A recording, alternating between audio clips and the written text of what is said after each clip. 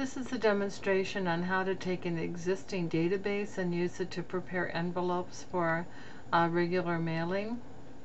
So I'm going to click on the Mailings tab,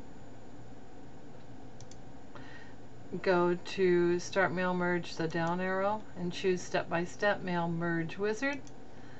This time I'm going to choose Envelopes.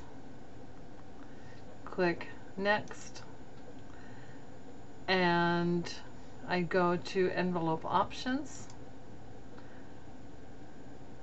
and I want a number 10. That's the commonly used one, so this is what I want. I'm going to click OK. See how this now looks like an envelope instead of a full sheet of paper. I'm going to click Next to select the recipients. I'm going to use an existing data list, a database. I'm going to click Browse. I had mine on the desktop.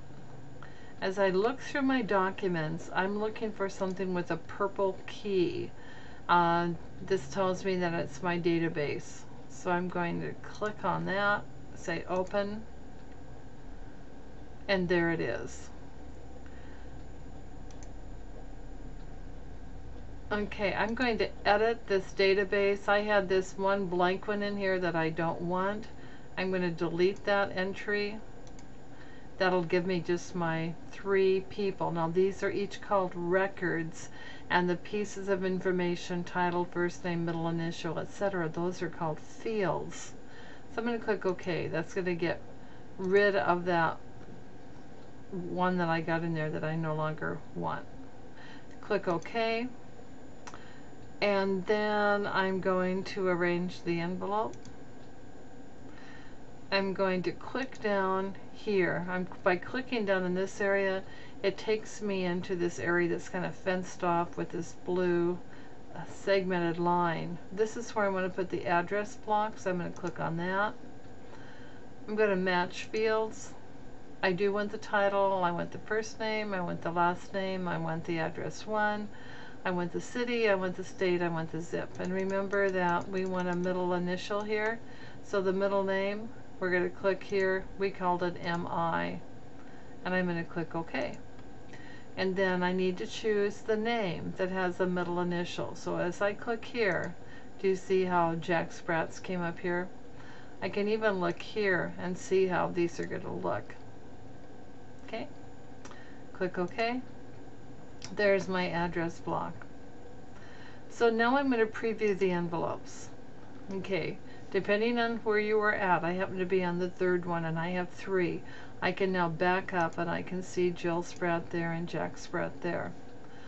So this is a preview of what it'll look like when I merge. If I complete the merge and edit the individual envelopes and click OK, I'll have 3 envelopes, and notice that now it puts me in a brand new document. It has envelopes 1 on it, and I have 1 to Jack Spratt, I have 1 to Jill Spratt, and I have 1 to Mother Goose.